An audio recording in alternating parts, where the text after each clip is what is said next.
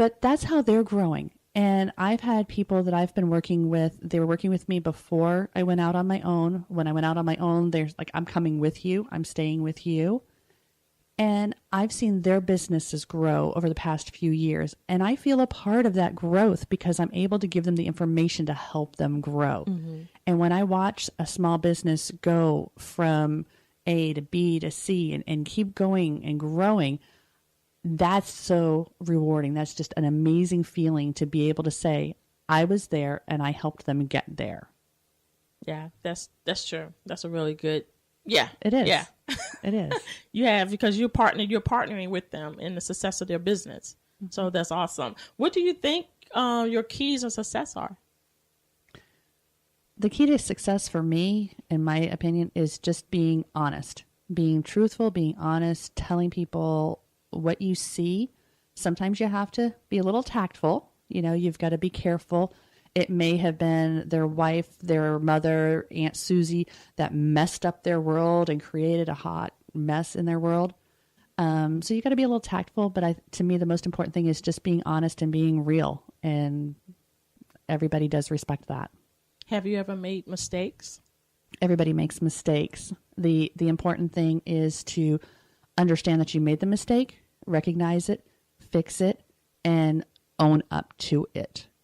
How do you deal with a business that is still, I say, like bounce back and forth? It's still growing, but then it go back. Maybe they lost clients, but yet they still struggling a little, and you still continue to be with them. Why is it that you're still hanging on to those kind of people that really hasn't kicked off? Well, there's different reasons in their world why business didn't turn out the way they thought. You know, so from my opinion, when I start seeing that they're struggling, again, I can't give any kind of financial advice, but I can look at things and know what resources I have. I do networking, so I know a lot of people in the community, and I'll try to make connections for them. If I see that there's something that could benefit them, I will try to introduce them to someone that I think could help them out.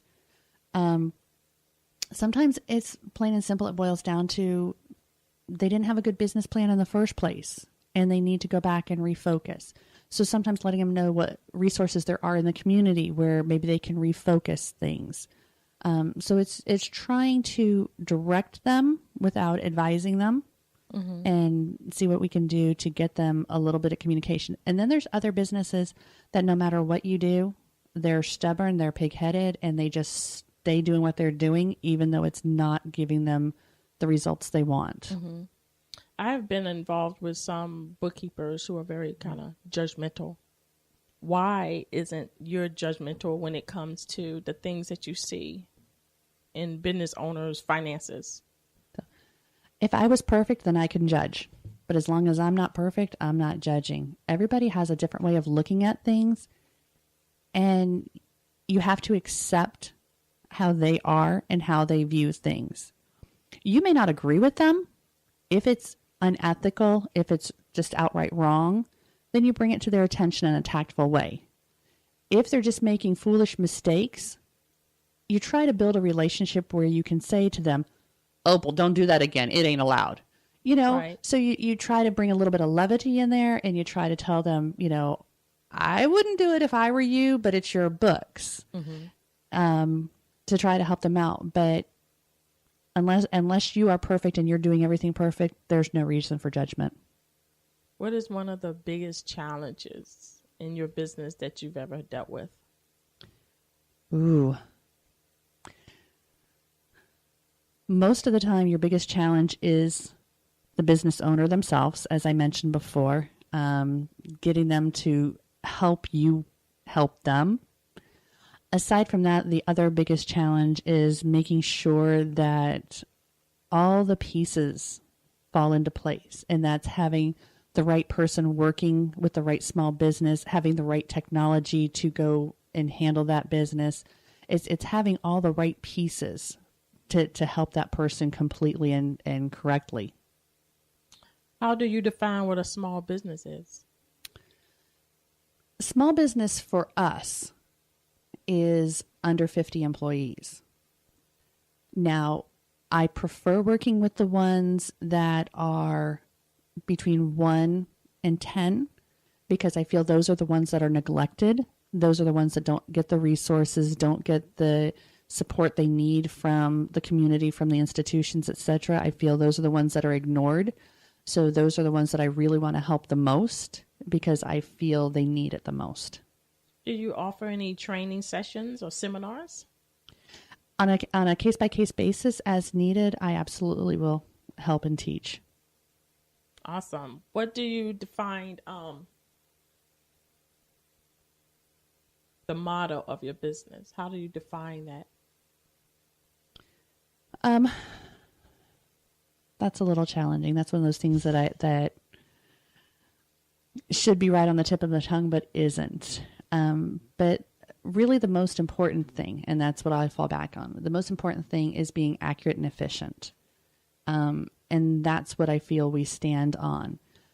When I was thinking of doing this and was talking to my mentor and trying to just come up with a name, we sat there and we talked, and he's known me for years. And he said, Sharon, bookkeeping is a service you perform, but bookkeeping is not what you're selling.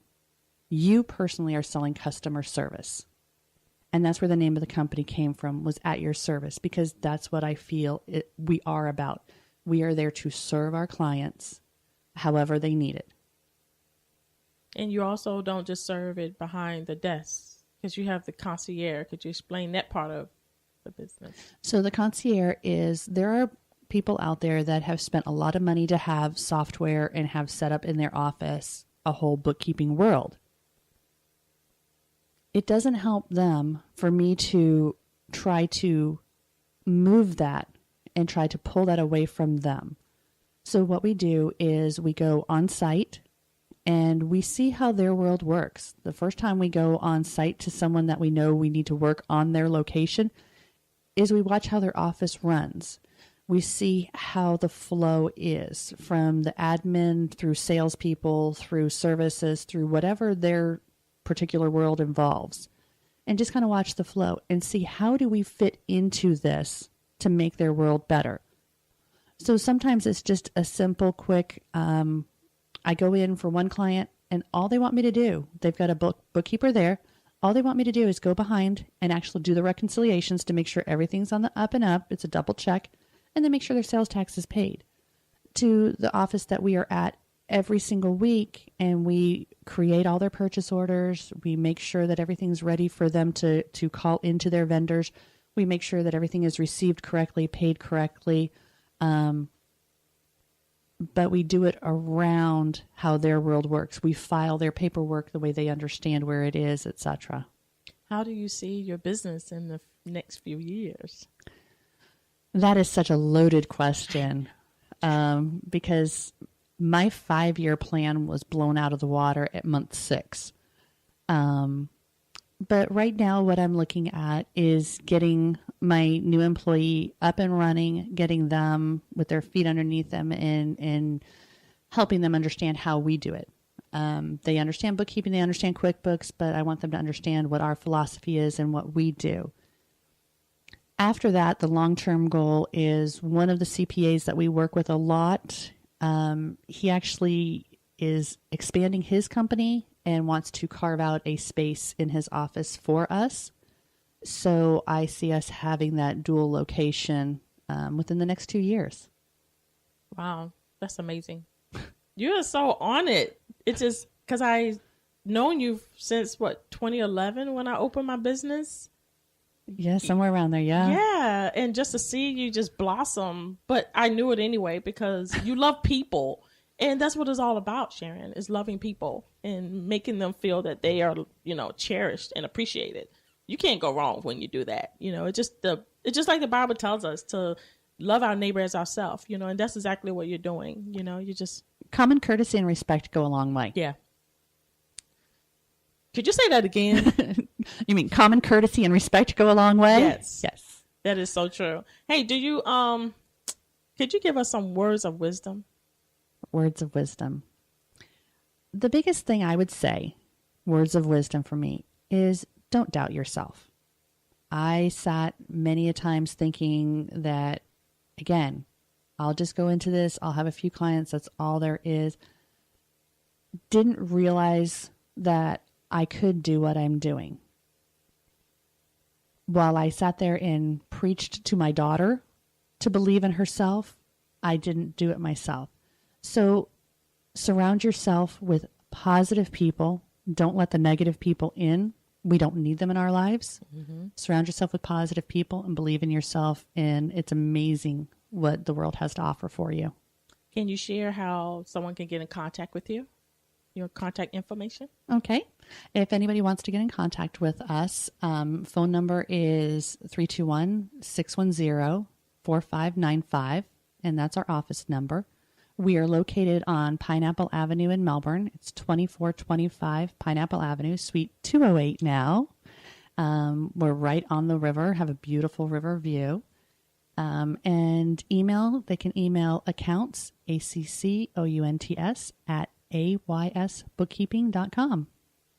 Wow. You have definitely gave all of us some wonderful, not only wisdom, but knowledge and tools to help build our businesses. I want to just thank you, Sharon, for coming on. I really appreciate you sharing everything and working with me as well. But just letting everyone know that you're out there. And that's the whole business segment of this month. It was to let people know the businesses that's out there that is really beneficial and really help of each other and everyone else. So thank you so much again for coming.